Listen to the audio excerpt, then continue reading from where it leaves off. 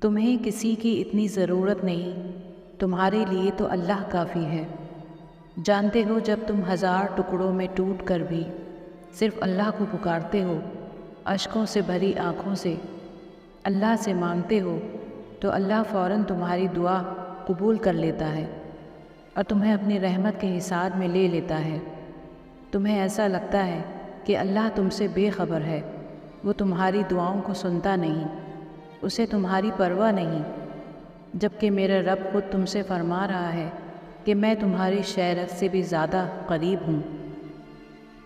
اللہ سے مانگنا ہر کسی کو نصیب نہیں ہوتا۔ اگر تم مانگ رہے ہو تو یہ اللہ کی دی ہوئی توفیق ہے، تو بس پھر اداس مت ہو۔ جس نے توفیق دی ہے وہ بہترین وقت پر قبول بھی کر لے گا۔ اللہ تمہاری روح میں چھپی اذیت، تمہارے آنسوؤں میں چھپی بے بسی کو اچھی طرح جانتا ہے۔ اس کی تاخیر کے پیچھے تمہارے لیے خیر چھپی ہے۔ جو تاخیر رب کی طرف سے ہو وہ ہمیشہ خیر لاتی ہے۔ ہر صابر کے حصے میں بشارت آتی ہے، اور اس بشارت سے ذرا دیر پہلے ہی شیطان اندھیرے بڑھا دیتا ہے۔ یہ کام وہ ہر اس مومن کے ساتھ کرتا ہے جو اپنی ہر آزمائش میں صابر رہا ہو۔ اسی لیے قرآن پاک میں ہے کہ جب بندہ بہت پریشان ہو جاتا ہے تو پھر اس کو تسلی دی گئی کہ بے شک ہر تنگی کے بعد آسانی ہے۔ اللہ رب العزت کے سامنے ایسے گڑ گڑا کر مانگے کہ اللہ پاک آپ کے آنسوؤں کو دیکھ کر عطا کر دے۔ حضرت ایوب علیہ السلام کو اتنی بڑی بیماری میں اتنے ہی عرصے کے بعد جب صحت عطا کی گئی تو اللہ پاک نے پہلے سے اور زیادہ نوازا۔ تو تمہارا رب بھی تو وہی ہے جو دلوں کے حال خوب جانتا ہے، پھر وہ تمہیں خالی ہاتھ کیسے لوٹا دے گا؟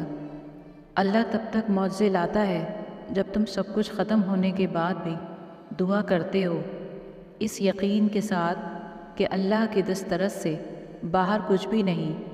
وہ کبھی بھی مکمل طور پر آزمائش میں مبتلا نہیں کرتا، کہیں نہ کہیں کوئی دروازہ کھلا ضرور رکھتا ہے جہاں سے رحمت کی ٹھنڈی ہوا کے جھونکوں کی طرح آ کر دل کو پرسکون کرتی رہتی ہے۔ کوئی نہ کوئی آسانی تو مشکل کے ساتھ موجود ہی رہتی ہے۔ دنیا کی پریشانیاں چلتی رہتی ہیں، انسان کی ناشکری اسے کم ہی خوش رہنے دیتی ہے۔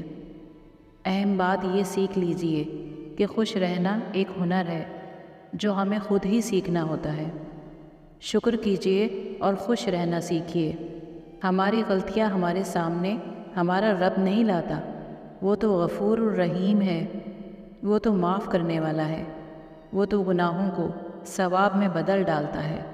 یہ سب کچھ ہمارے ساتھ ہم جیسے انسان کرتے ہیں۔ وہ آزماتا بھی ہے اور نوازتا بھی ہے۔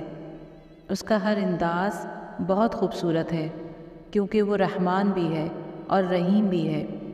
ممکن ہے جس مشکل میں تم ہو وہی تمہارے لیے آسانی ہو، ممکن ہے جو راستے تمہیں بند لگتے ہوں وہی منزل کی طرف جاتے ہوں، پھر اللہ بھر دے گا تمہارے سینے کے سبھی گہرے گھاؤ۔